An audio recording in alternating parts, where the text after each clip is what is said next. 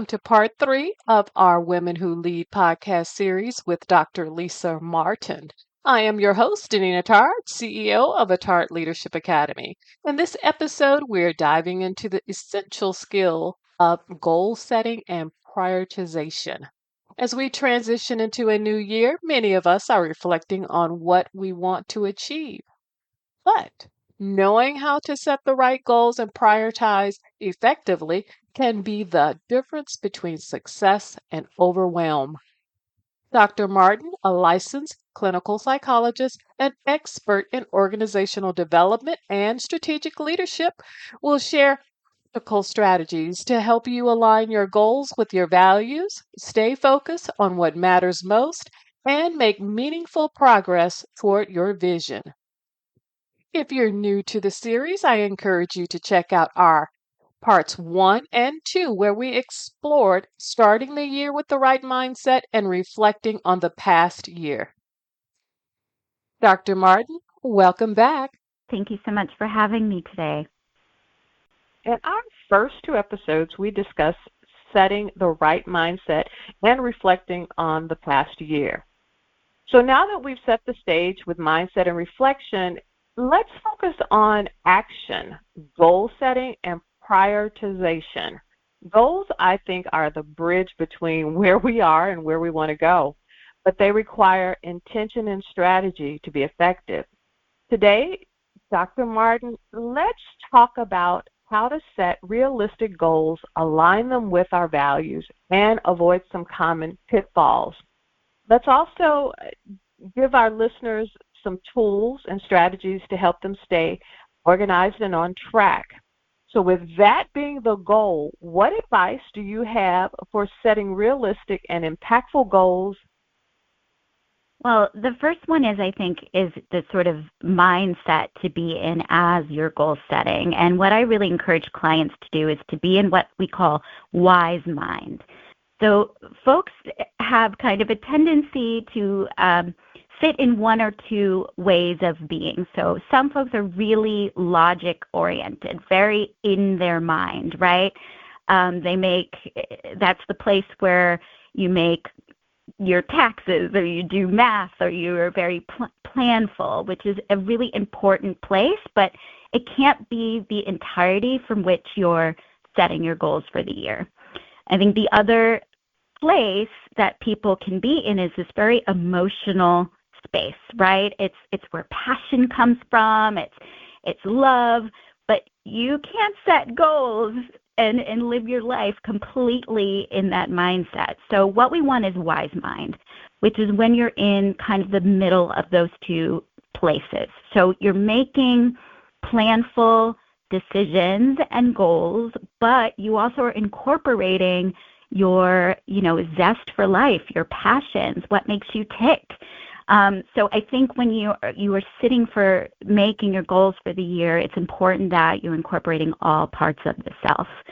Now, I think, the SMART framework, which I'm sure your folks are familiar with, is a really good way of kind of making goals that are easy to follow and attainable.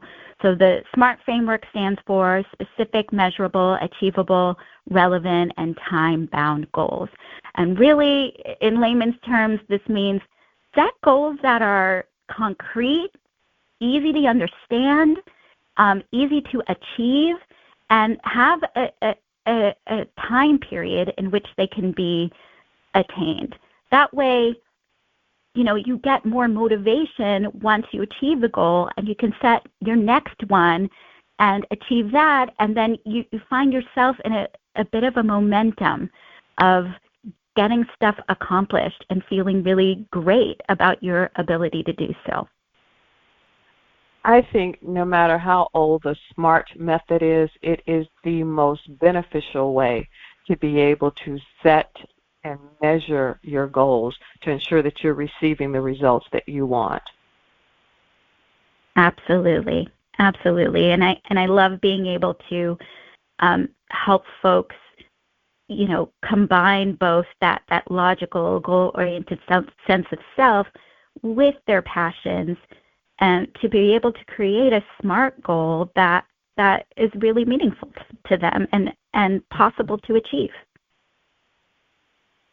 And just to elaborate on that, if you're in the work environment and one of you're a new and emerging leader and one of your goals is to learn more about the organization and the departments that you interact with, a SMART goal would be to set a specific number of informational interviews that you would want to conduct each quarter so that you could learn more about the person and the department and how it impacts the organization overall and or how it impacts your department.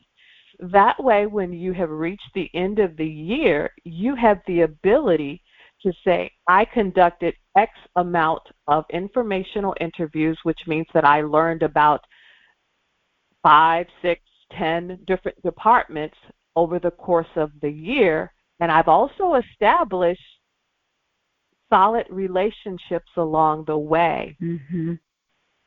This is extremely important when you are trying to manage your goals in your work life. When we think about our goals, one of the things I also think that is vital is that, and we've talked about values and aspirations in 2 segments ago, but I want to revisit and explore how can people ensure that their goals align with their long-term values and aspirations? First, it's trying to figure out what exactly your long-term values and aspirations are.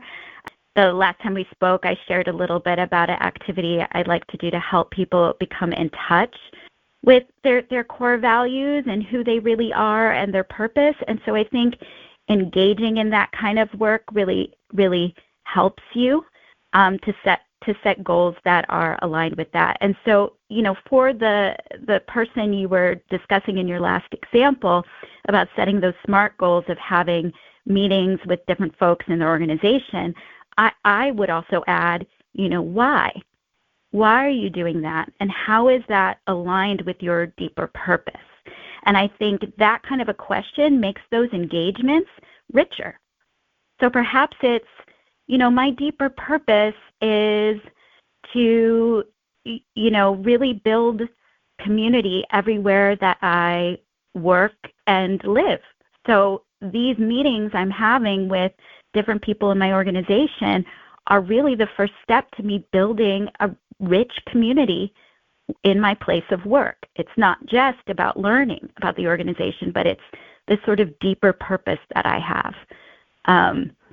So I think, when you are making goals, it's really just, can I connect this to something more meaningful than just a simple goal?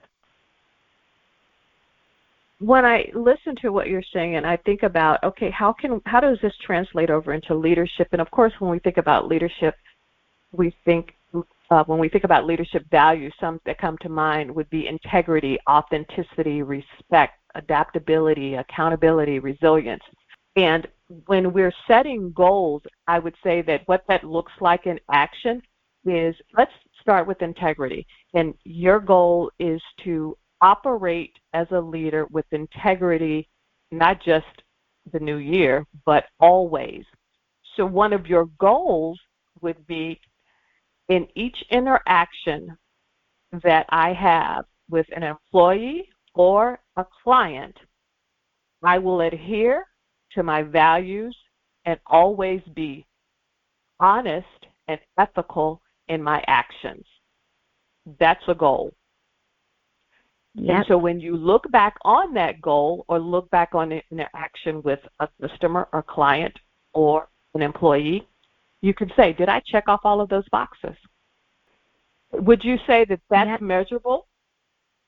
I think so. And I also think allowing for some flexibility, that might not always be how you show up, and being open to learning about what are the times that I didn't show up that way and why. But yes, I love that as a goal. It doesn't always have to be so rigid in how we identify it, but it can be a sort of interpersonal goal that is connected to our values of who we want to be when we show up to relationships. You make an excellent point, and I am going to, some of my listeners may have heard this story before, and when we talk about showing up, and you make the point to say, well, we may not always show up 100% the way that we would like to. I'll take you back to when I originally I had landed my first leadership role, and of course I wanted everything to go a certain way, and I thought that the way to achieve that goal was to, show up with, of course, showing each one of my employees mutual respect, and then being open and clear with my communication and being able to adapt to sudden changes. Of course, that's everyone's goal as a new and emerging leader, right? However, one day I walked into the store. At that particular time, I was in telecommunications, and we had about 42 retail locations, and I walked into my location, and my entire team was playing solitaire on the computer instead of assisting customers or making phone calls and things that they know to do as the normal process of business, especially for those of us that are in sales. And I would love to have to say that I responded and showed up 100% in a line with what my values were. But I did not. I would be what they would call today a little bully. I was furious, and what came out and my actions were unacceptable. I didn't disrespect anyone, but I did not handle it the way that I would have liked to handle it. And what I did was I had to take a step back, and I had to realize you messed up. You missed the mark. And not only did I have to acknowledge that internally, I had to acknowledge that externally. And I think it's important as leaders, when we miss the mark, it's no secret. Everyone around us knows it, so we can't ignore it. We have to address it, admit it, and then implement the correct behavior consistently to prove that you are sorry and that this is not my norm and this is not how I want to show up. And I had to go through those stages in order, because we all know that you can instantly lose the respect of your team, but you can't instantly gain. It is a uphill after repetition of actions that reinforce what you say, that they come back into the mode of trust. And I think that that's something that's important. Yeah, absolutely. As we've been saying in our conversations together, these moments of challenge and are often growth moments. And sometimes those breaks, when you don't show up the way that you're meant to, or when you hurt someone in your life, the way that you recover from those things can actually build a stronger, more trusting relationship. But it is all about how you go about taking accountability for it, how you apologize, what you put in place for next time. The people in your life are looking more about how you recover than the actual, initial hurt. So it can be an opportunity to build a deeper relationship if you go about it the right way. I like that people are looking at how you recover more so than the actual act. Because we can sometimes focus on the act so much that we forget that it's important what we do during the recovery mode. So thank you so much for highlighting that. How can those individuals work with their teams or colleagues to set shared goals and build alignment? This is actually a lot of the work that I do in my consulting work, coming into organizations and helping teams get aligned around goals. And you wouldn't be surprised that some of the earlier work that needs to be done is building really authentic relationships with one another, getting to know one another's values, what makes them tick, what they bring to the table. What you want to do before creating shared goals is create shared value system. What is going to be our guiding light through our work together? What is the place that we want to have an ultimate impact? And so as you're creating shared goals and building a culture that is transparent and open with one another, you can, push and challenge each other to keep being aligned with your larger vision. You want to keep coming back to, hey, we set this goal. Is it hitting and achieving the thing we really find important and valuable for it to hit? And I think that there are a lot of issues that people have and groups have in sort of keeping course. And so also being able to set a tone around how are we going to constantly look at our data to make sure that we are impacting what we mean to impact, that we are going in the direction that we need to go in, and that we're all on this team accountable for that. It's not just one person, it is all of us. What strategies or tools do you recommend for staying organized and on track with our goals?